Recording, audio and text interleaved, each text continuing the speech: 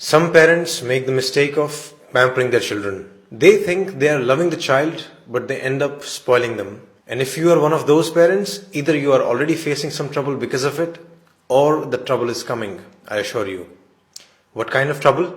You have probably made your child's life so comfortable that they now fight with you the moment you ask them to do something difficult or something they disagree with.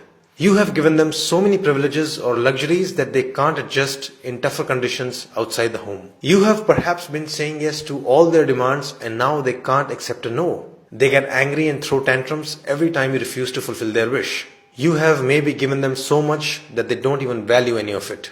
In short, they are spoiled. Why do parents do it? There could be many reasons. You want them to have the life you never had. You don't have time to spend with them and thus you just shower them with toys, gifts and luxuries. Or maybe this is how you actually show your love. You don't know any better way. Or possibly you think your child will hate you if you say no to them and you want your child to love you, at least more than they love your spouse. Whatever the reason you might have for pampering your child, my recommendation to you is very simple.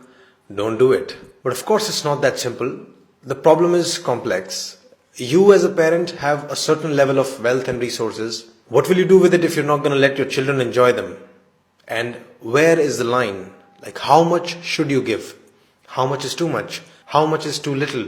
There is obviously no measurable or one size fits all answer for this. As the cliche goes, it depends. But I'm going to give you a framework to think about this problem. Consider following points. First, try to predict and answer this question. When this child becomes an adult, would they be able to sustain the current level of privileges or not? The answer to this question will change every so often. Someday your child will seem very responsible and talented. Someday it will feel they are useless and incompetent. But you must keep those questions in mind. Will your child be able to afford the rent of the big house they are living in? Are they capable enough to buy the expensive branded clothes you buy them so casually? If not, how will the future look like? How long will you keep giving these privileges? Ultimately, you will have to cut them off. Ultimately, you will have to make them independent, right? So why not start a little earlier? Why not start today? This brings us to the second point. You must, from the beginning, create a balance of responsibility versus privileges in the house. Responsibilities in childhood mostly include schoolwork and house chores.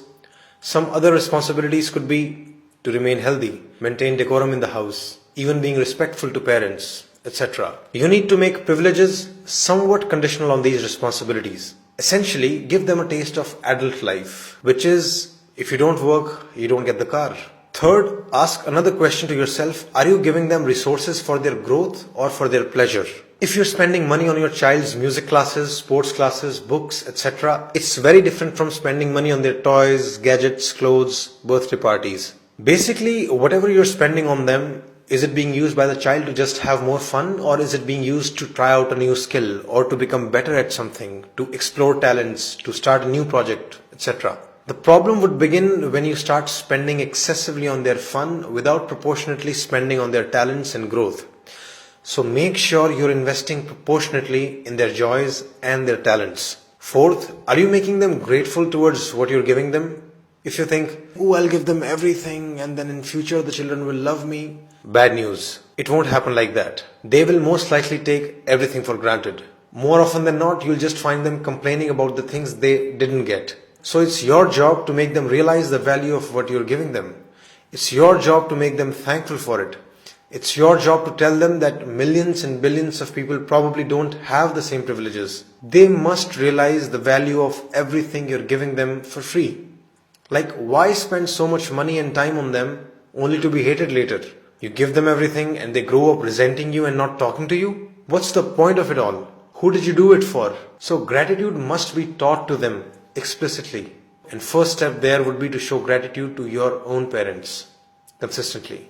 Fifth, you must make your child experience no from time to time. They must learn to deal with it. Of course, don't do it arbitrarily. Say no only when you have good reasons to say no, but do say it when needed. The main thing here is to learn to not be afraid of the child's anger or tantrums. In fact, if they show tantrums or anger, then you'll have to become even more strict in saying no. Your goal is to make sure that they accept your no with respect. And your objective is to teach them that their anger and tantrums will never turn a no into a yes. If you get scared and say yes to avoid fighting with them, you're only making them stronger. This is basic operant conditioning. By letting their anger win, you're reinforcing their bad behavior. In fact, if they show bad behavior, you need to not only stand your ground and stay firm, but you can even go on to cut additional privileges. Say no to something else as well, just as a lesson to them. As a parent, you must strive to have the authority to say no and still be respected. Finally, follow the cliche because it's very true. Your time is the best gift. Children need your time, your love, your care. That's really the biggest gift. Pamper them with your time whenever you can, not with things. If you really want them to love you all your life, give them good memories with you, not just stuff which anyone can buy them. So these were my premises, and I repeat the conclusion: don't pamper your child too much. That's it.